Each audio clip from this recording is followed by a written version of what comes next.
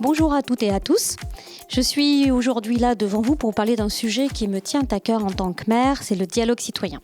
Le dialogue citoyen, la participation citoyenne, on le dit de plusieurs façons, pour autant l'essentiel est là, c'est de tout simplement pouvoir faire participer, écouter nos habitants sur les sujets qui vont être les leurs demain, qui vont composer la commune demain. Donc ce mandat sera le mandat du dialogue citoyen, sera le mandat de l'écoute de l'habitant pour pouvoir faire avancer les projets de notre quotidien sur notre commune.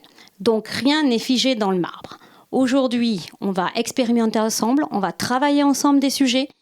Quand je dis ensemble, c'est vous, les habitants, c'est nous les élus et c'est les agents qui s'occupent au quotidien de vos besoins et de vos attentes. Donc vous le voyez, beaucoup de rencontres à prévoir, beaucoup de moments où on va pouvoir se rencontrer, j'ai hâte de vous retrouver. Et comme exemple, je vous laisse découvrir en images des démarches qui sont déjà initiées.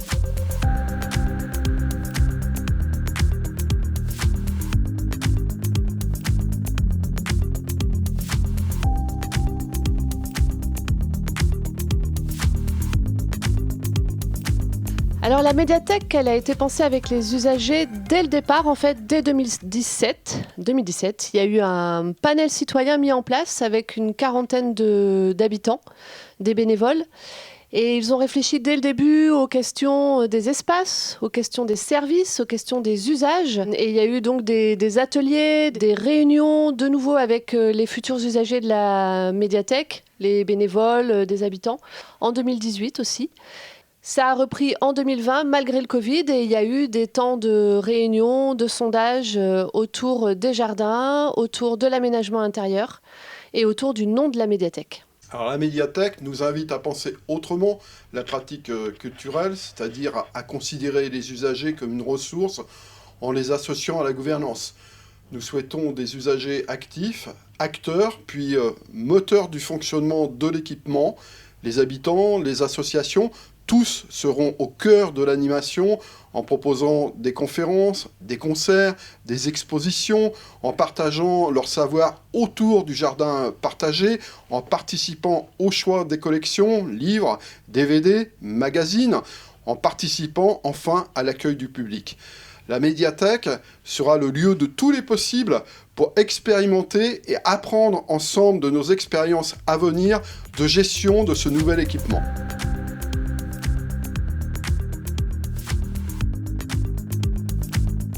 Donc, arrivé en février 2021, j'ai pour mission d'accompagner les élus à la définition du dialogue citoyen des Serinières. Concrètement, mon métier en fait se compose en 3 parties. J'analyse l'opportunité d'organiser une démarche de participation citoyenne.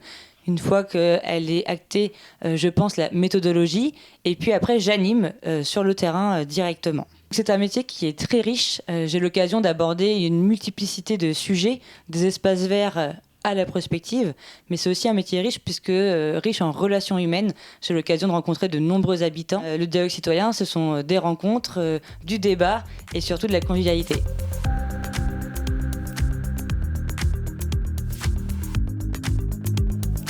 J'interviens sur le site de la Désirée puisqu'on projette l'aménagement d'une zone d'activité, une des très rares zones d'activité qu'on va aménager au sein de la métropole, puisqu'aujourd'hui, ce sera la seule zone d'activité du Sud-Loire. L'objectif, c'est de découvrir ce site, de découvrir aussi sa situation, son environnement, et s'imaginer que demain, ici, où aujourd'hui il n'y a rien, il y aura une zone d'activité. Se poser la question, mais qu'est-ce que ça signifie, ce changement-là? Une nouvelle entrée de ville, c'est aussi la question de l'histoire de ce site. De croiser les regards, se souvenir de ce qu'il y avait hier et se poser la question, mais qu'est-ce que ce serait demain? Les gens qui habitent la commune, qui habitent le site, ils ont des choses à nous raconter sur ce site-là et c'est ça qui nous intéresse.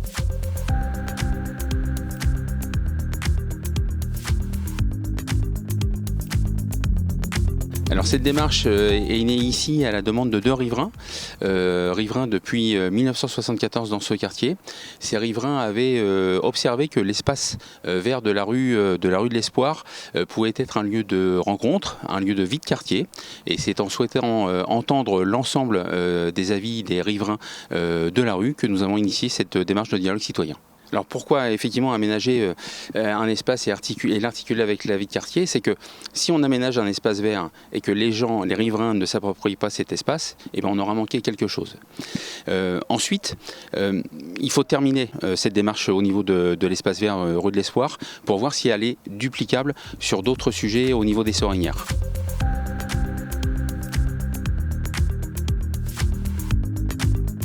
Le contournement est un projet majeur pour la commune, avec un enjeu qui est de réorienter les voitures venant de l'autoroute et de la route de Saint-Philbert de Grandlieu vers ce contournement.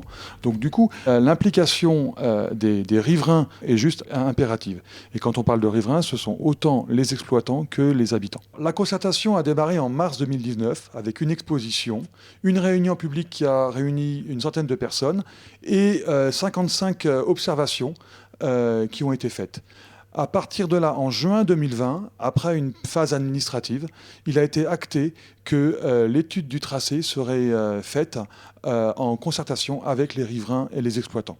Donc, suite aux nouvelles remarques faites par les habitants en novembre 2021, une nouvelle réunion publique aura lieu début 2022 pour faire un point avec eux par rapport à ces remarques.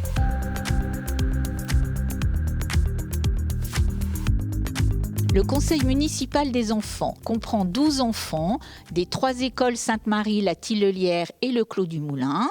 Ils sont regroupés pour faire des projets de leur âge et ils sont élus par les enfants de CM1 et CM2. Les grandes lignes du CME, c'est de travailler autour de projets en direction du public de 9 à 12 ans. Ceux qui ont été élus en CM1 et CM2, des projets liés à la municipalité, des projets qui sont faits pour que sur la commune des Sorinières, des choses soient mises en place pour les enfants.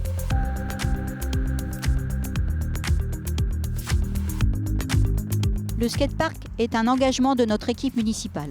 Il nous semblait pertinent de le penser avec les habitants et pas uniquement avec les pratiquants. C'est un équipement municipal qui participe à l'aménagement du territoire.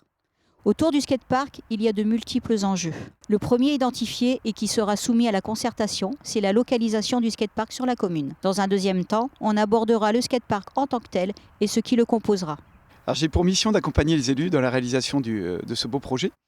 Cette démarche de dialogue citoyen marque le début de ce projet. Donc à la fois pour sonder un peu les perceptions des habitants et puis aussi de travailler sur la réalisation du projet en tant que tel. Toute cette réflexion va permettre aux élus de faire un choix éclairé sur ce projet de skatepark.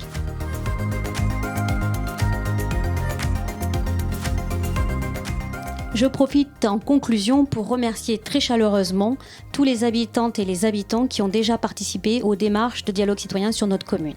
Et je vous espère nombreux à venir participer aux démarches qui vont arriver pour faire ensemble les Sorinières de demain, pour construire ensemble les Sorinières de demain.